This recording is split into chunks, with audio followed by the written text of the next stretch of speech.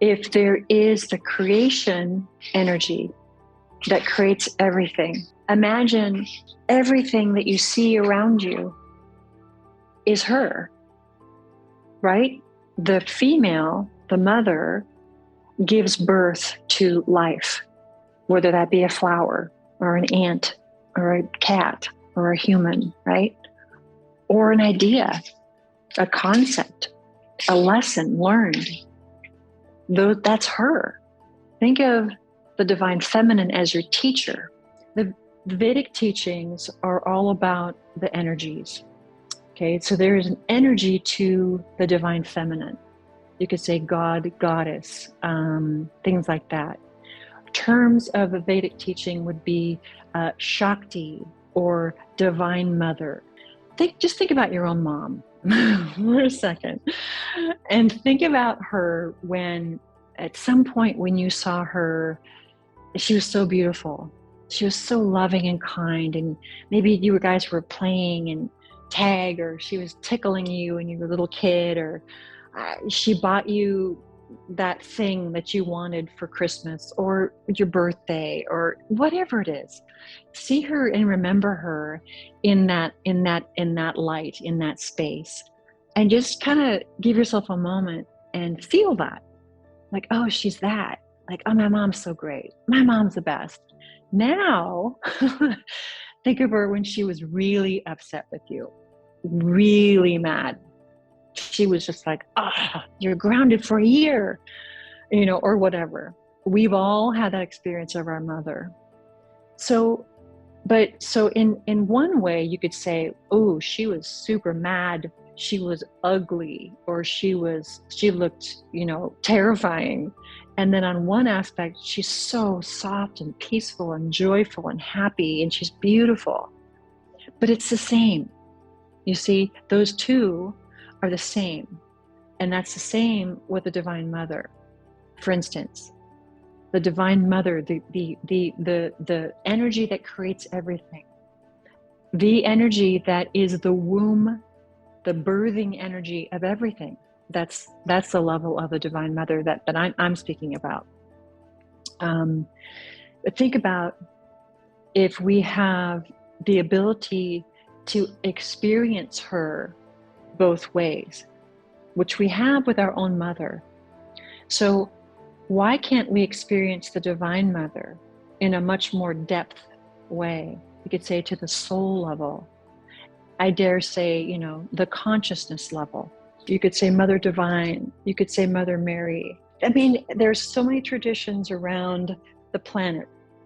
There's images of the Divine Mother that look a little scary. Now, why is that?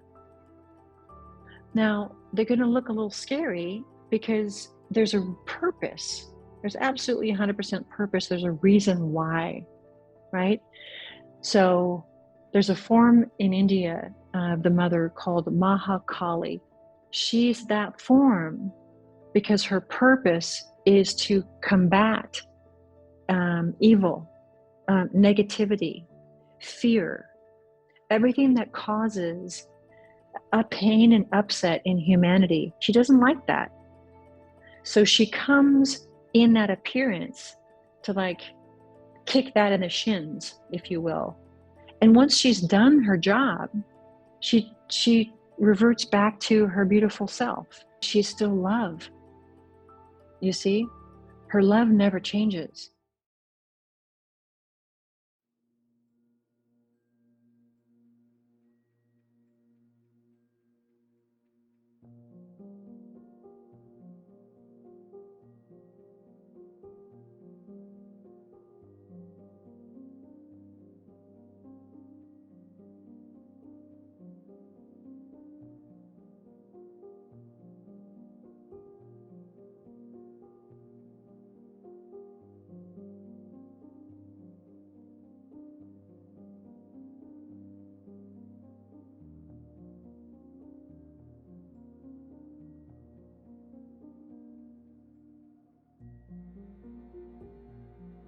There was a piece of music that was sort of our theme song and it was my favorite piece that we sang. It was called Diositla Tonantzin, and it was in Nahuatl, and it was a hymn to Tonantzin, but calling her the Virgin Mary in the song, and kind of, you know, a very syncretic kind of thing. And I hadn't really known anything about any of this stuff, and it really appealed to me, and I loved the beauty of the music, and you could really hear in the music it was a piece from like 1520 or something, a really, really, really early piece, composed in a Spanish Baroque, almost medieval style, but then with these drums and this, you know, a indigenous element as well, and it was in this indigenous language. So it was a very fascinating piece, and I loved it. I had at that time a young child, and I was pregnant, and Pedro and Joyce had this fence by